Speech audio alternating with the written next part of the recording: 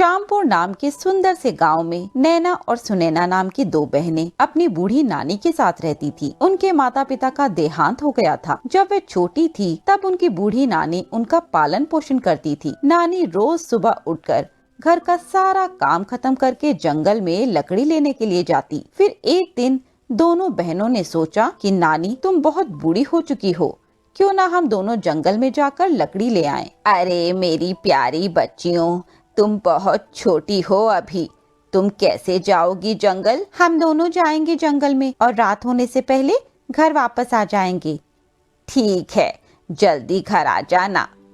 फिर दोनों सुबह उठकर जल्दी जंगल के लिए निकल पड़ती हैं। मेरी प्यारी बच्चियों, अपना ध्यान रखना और जंगल से ज्यादा दूर न जाना और जल्दी से घर वापस आ जाना। जंगल के लिए निकल पड़ती हैं और दोनों जंगल में पड़ी ढेर सारी लकड़ियों का गट्ठर बनाकर वापस घर आ जाती हैं। एक दिन की बात है। दीदी, लकड़ियां तो जमा हो गई, चलो अब कुछ खेल लेते हैं। ठीक है, पर क्या खेलेंगे? दीदी, हमारे पास रस्सी है, क्यों ना हम पेड़ में रस्सी से झूला डाल दें? फिर दोनों पेड़ में झूला डाल देती हैं और रोज लकड़ियां जमा कर कर उस झूले में बैठकर झूला झूलती। तभी नैना की नजर एक मटके पर पड़ी। उसने मटके के पास जाकर देखा कि उसमें ढेर सारा खजाना पड़ा था। नैना मटके के अंदर झांक कर देखती है तो उसका सर मटके के अंदर फंस जाता है। सुनैना, जल्दी आओ, मैं मटके के अंदर फंस गई हूँ।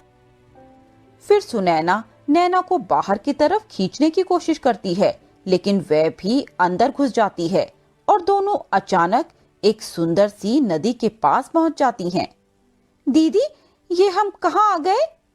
तभी वहां एक विशाल राक्षस प्रकट हुआ, जिसको देखकर दोनों बहुत डर गई। ये राक्षस कहाँ से आ गया? ये हमें खा जाएगा।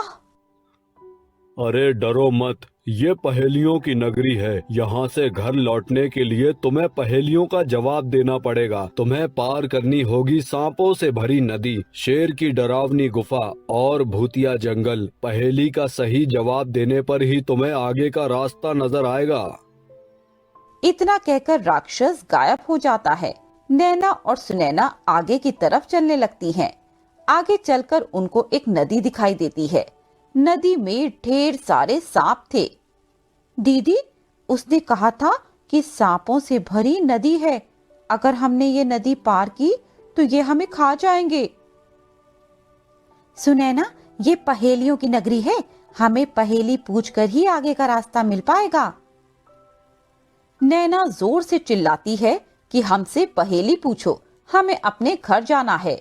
तभी नदी से एक विशाल सांप बाहर आता है। नदी पार कराने में तुम्हारी मदद करूंगा, पर तुम्हें मेरी एक पहेली का जवाब देना पड़ेगा। ठीक है, पहेली पूछो। अच्छा बताओ, पकड़ना मुझको तुम पाओगे, मेरे बिना ना रह पाओगे। बताओ मैं कौन हूँ? नैना और सुनैना सोचने लगती हैं। तभी नैना उत्तर देती है, हवा। बिल्कुल ठीक। फिर सांप दोनों को अपनी पीठ पे बैठाकर नदी पार करा देता है। नदी पार करते ही वे दोनों एक डरावनी गुफा के पास पहुंच जाते हैं। धीरे धीरे रात होने लगती है और गुफा में डरावनी जानवरों की आवाजें आने लगती हैं। दीदी, अब तो रात हो गई है, मुझे तो बहुत डर लग रहा है। ये डरावनी आवाज सुनकर मुझे बहुत घबराहट हो रही है। फिर नैना ने चिल्लाकर कहा, हम गुफा पार करना चाहते हैं, हमसे पहेली पूछो। तभी वहां एक शेर आया। अच्छा बताओ, ऐसी कौन सी चीज है जिसे चोर नहीं चुरा सकता? ज्ञान। ज्ञान एक ऐसी कुंजी है जिसे कोई चुरा नहीं सकता। मनुष्य का धन तो खत्म हो जाता है, पर ज्ञान कभी खत्म नहीं होता। ठीक जवाब, अब तुम इस गुफा से जा सकती हो। फिर दोनों बहनें गुफा से आगे की ओर बढ़ती हैं और एक भूतिया जंगल में पहुंच जाती हैं। जंगल में घोर अंधेरा था और जोर जोर से रोने की आवाजें सुनाई दे रही थी। अरे दीदी, ये तो भूतिया जगह लगती है और मुझे तो भूतों से बहुत डर लगता है।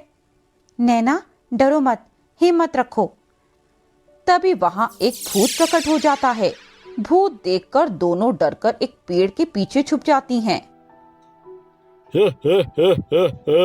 कौन है मेरे जंगल में? मुझे इंसानों की आवाज सुनाई दी है। हम दोनों एक मटके में फंस गई थी और उस मटके ने हमें यहाँ पहुँचा दिया। पर तुमको मेरी पहेली का उत्तर देना होगा।